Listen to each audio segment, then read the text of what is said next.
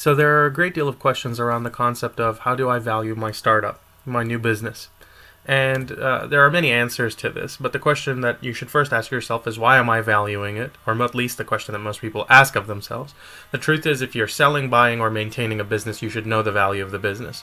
For one instance, you might want to maximize profit, and if you understand what drives the value of your business, you can identify the strengths and weaknesses and then go after the strengths when necessary. You might be going for debt or equity financing, and for that you must have the value of your business, or you might have an exit strategy in mind. And if you know your current value today, you know what your exit strategy value or what exit strategy value you want, you know how far away you are between the two, what the delta is. How do you generally value a business? Generally, we take a look at past patterns, revenue, projection, growth, and for a business that's been there for a while, for Coca-Cola, you can almost guess exactly what that's going to be next year. For Pepsi, you know what it's going to be next year. So normally it's a 90-10, 80-20 art to science to art for a sustained business. However, for a startup, it's mostly art. And the reason that it's mostly art is because you have no history, no revenue, no pattern of income, and no real goodwill, unless, of course, you've already started multiple companies and people believe that you can generate one lightning bolt after another in terms of amazing companies. So as a startup, without a lot of past experience, you have market assessment of where the company will go, and a lot of that is trust. You have to trust your gut as to what that's going to be. The investor better trust you. Your team has to be an amazing team that can really show most people or make most people believe that they can pull it off. Your intellectual property, or at least your ability to move faster than others in this area because of your knowledge or background, so it doesn't have to be necessarily a patent, is important. Your traction, to show that people are catching on to what you're doing, is very important. Your market competition, so sometimes demand is good, so competition is also good. It means that there is a clear addressable market.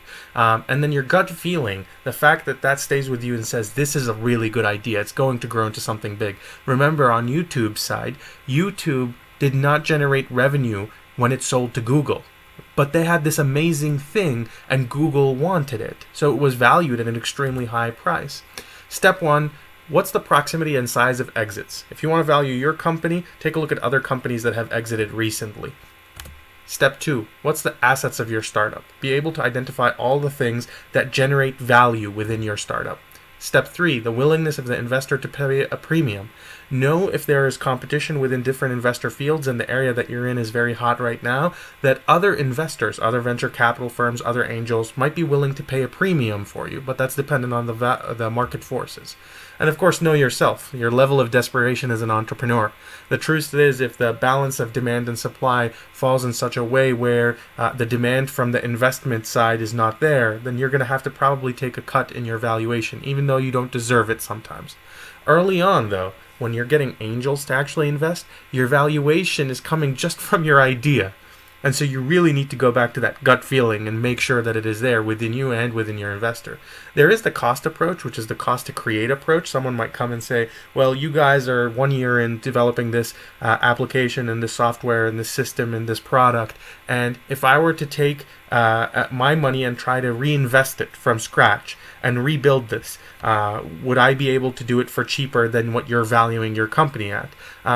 Even though they probably won't if you're doing well, at the same time, it doesn't usually lead to great valuations, this cost approach. There is the discounted cash flow method, which essentially says there's little or no income today. I want to forecast what your future income is going to be, your future cash flows are going to be, and essentially bring them back to their present day value through a discount. And then your market analysis, similar companies that have received funding in the past, what have they been sold at? What have they been valued at? How big were their investments? So the closer they are to you, the more likely you are to tell your investors, this is the value of my company.